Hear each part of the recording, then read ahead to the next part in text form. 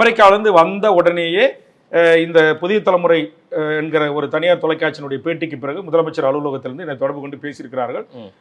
நீங்க என்னென்ன சொல்ல வர்றீங்க, என்ன உங்களுக்கு என்ன எங்கெங்க யார் யார் இருக்கிறாங்க அப்படின்ற விவரங்கள் யாருக்கு போடலை, யாருக்கு அந்த கிடைக்க வேண்டிய வாய்ப்பு எப்படி பறிபோயிட்டு அதை எங்களுக்கு சொல்லுங்க, நாங்கள் முதலமைச்சர் கவனத்துக்கு கொண்டு போறோம் அப்படின்னு சொல்லியிருக்காங்க. பார்ப்போம்.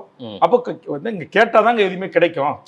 கிடைக்கலன்றத போய் முதலமைச்சர் கவனத்துக்கு கொண்டு போனோம். அதுக்கு சட்டமன்றத்தை நான் பயன்படுத்துறேன், மக்கள் மன்றத்தை பயன்படுத்துறேன், உங்களை போன்ற ஊடகங்கள்ல எங்களுடைய வழிகளை சொல்றோம். பார்த்துட்டு நேற்று முதலமைச்சர் அலுவலகத்திலிருந்து கூப்பிட்டு என்னோட பேசினாங்க. அதே மாதிரி உளவுத்துறையிலிருந்து கூப்பிட்டு என்ன கேட்டாங்க, என்னங்க காவல்துறையில யாருமே இல்லைன்றீங்க, அப்போ உங்க வன்னியர்கள் தான் யார் இருக்கா, இல்ல தமிழ்ச்சாதிகள் தான் யார் இருக்காங்க சொல்லுங்க அப்படின்னு. அப்போ அவர்கிட்ட நான் சொன்னேன், தமிழ்நாட்டில் இன்னைக்கு இந்த பதவிகள்லாம் இருக்கு, யாரெல்லாம் இருக்கிறாங்க, எத்தனை இன்னைக்கு அதர் ஸ்டேட் எஸ்பி இருக்காங்க, எத்தனை தமிழர்கள் எஸ்பியா இருக்காங்க, எத்தனை கலெக்டர் இருக்காங்க, அதில் எத்தனை பேர் தமிழர்கள் இருக்கிறாங்க, மீதி பேர் நீங்கள் ஆந்திரா கேடர் ஐஏஎஸ் கலெக்டர், மலையாள collector, Karnataka collector, Uttar Pradesh collector, Bihar collector,